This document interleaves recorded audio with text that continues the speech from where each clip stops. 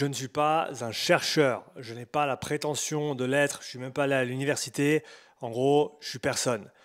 Mais il y a des fois, il y a des choses qui m'embêtent. Et aujourd'hui, mon collègue Rémi Rivet a posté sur Instagram un graphique qui vient d'une étude publiée l'année dernière en 2024 et qui cherche à harmoniser la terminologie autour notamment de différentes intensités dans l'effort physique en incluant bien sûr l'endurance. Et le graphique, il est complètement à côté de la plaque. Et je dis ça gentiment. En plus, ça me surprend vraiment parce qu'il y a des noms de chercheurs que j'ai reçus sur le podcast, que j'ai interviewés, de qui je lis les études. Et je ne comprends pas comment on peut pondre quelque chose comme ça qui est si détaché de la réalité du terrain qu'on a en termes de praticiens, que ce soit sportif, coach, préparateur physique, etc. Donc, je vais prendre ce graphique et on va le regarder ensemble et je vais te dire les problèmes qu'il y a sur le graphique et on verra si on peut trouver une solution ensemble. Donc, ce petit graphique, ouais, je sais, la petite tête à droite, elle n'est pas très sympa, mais honnêtement, je ne comprends pas comment on peut faire ça. Je t'explique le problème. Alors, déjà là, on part sur des zones, d'accord? Des zones. Là, on a des zones, zone 1, zone 2A, 2B, zone 3, zone 4, zone 5. Et on parle de physiologie avec le seuil métabolique 1, le seuil métabolique 2, la VO2 max. On a même les domaines d'intensité en bas, modéré, élevé, sévère, extrême. Okay, jusque-là, tout va bien. Enfin, non, ça va pas, mais on va regarder ça ensemble. Donc, si on veut parler de la physiologie, typiquement, on utilise un modèle dit à 3 zones. Donc, on dira zone 1 pour l'intensité modérée, en dessous du premier seuil métabolique, ça je veux bien. Zone 2, bon là ils l'ont séparé en deux, zone 2A, zone 2B, qui est la moyenne intensité, qui se trouve entre le premier seuil et le deuxième seuil métabolique, ça je veux bien. Et ensuite la zone 3, que l'on va retrouver au-dessus du deuxième seuil métabolique, qui va correspondre au domaine sévère ou à la haute intensité. Ça, je veux bien. Le problème, c'est que là, on est parti sur un modèle à 5 zones qui, lui, ne s'articule pas exactement de la même manière que le modèle à 3 zones quand on parle de physiologie. Donc, typiquement, si on veut parler d'un modèle à 5 zones avec la physiologie, on va dire zone 1 ici, zone 2 ici, zone 3 ici, zone 4 ici et zone 5 en dessus du deuxième seuil métabolique ou physiologique.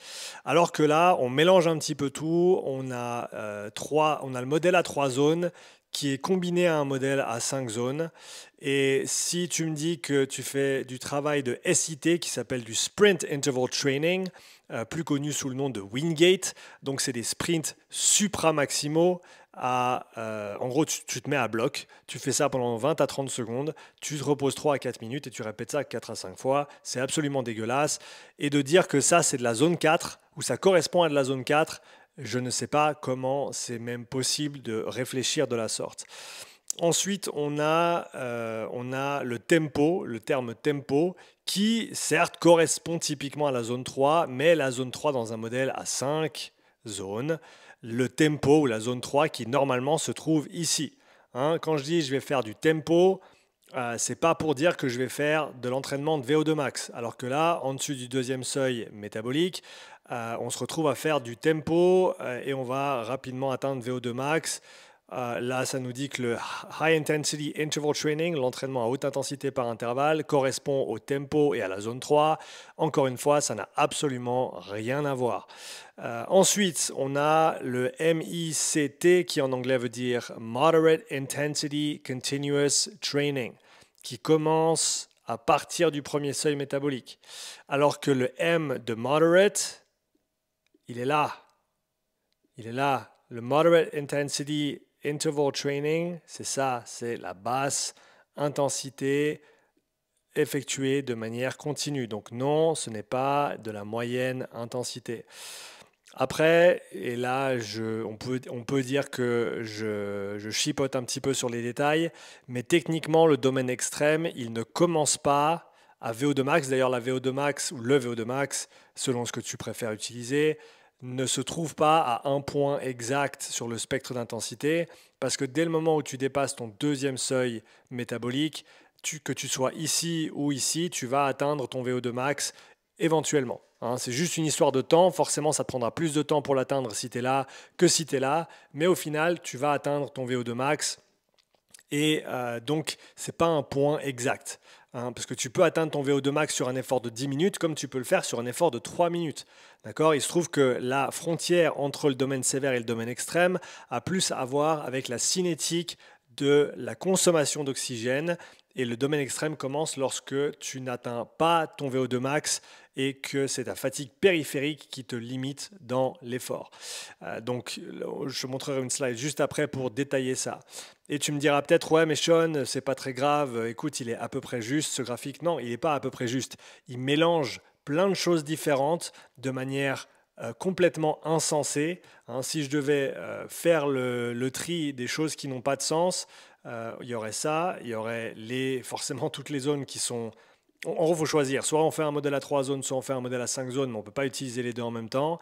Ça qui est au mauvais endroit, ça qui est au mauvais endroit, ça qui est mal placé aussi. Donc, on est vraiment embêté parce que rien ne va. Rien ne va. Et tu me diras bien, Sean, ouais, mais bon, toi, tu n'as pas publié, toi, tu es personne. Je sais, je suis personne. Et je n'ai pas la prétention d'être qui que ce soit.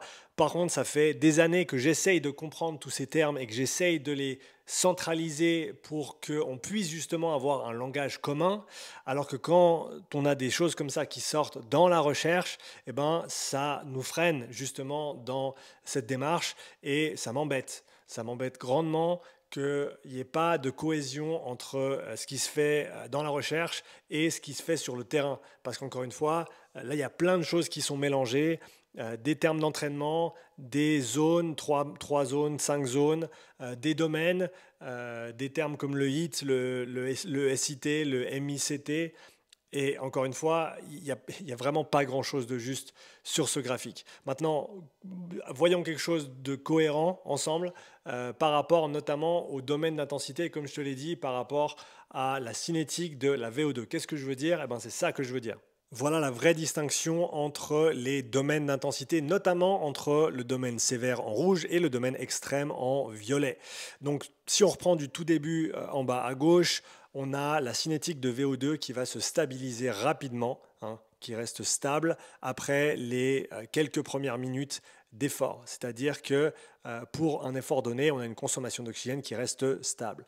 Lorsque l'on va à moyenne intensité, entre le premier et le deuxième seuil métabolique, là on a ce qui s'appelle la composante lente de la VO2 qui fait un petit rebond en fait.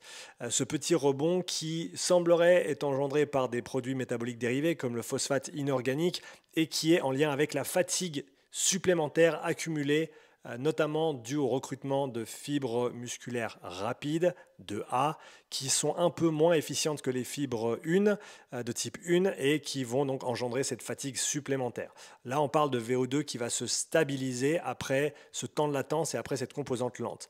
Cette composante lente qui au final ne peut plus se stabiliser lorsqu'on dépasse le deuxième seuil métabolique que l'on passe à haute intensité dans la case rouge et qui fait tendre cette composante lente vers ce qu'on appelle le VO2 max, la consommation maximale d'oxygène. Pourquoi ? Parce qu'au-delà du deuxième seuil, on ne peut plus stabiliser les processus métaboliques internes.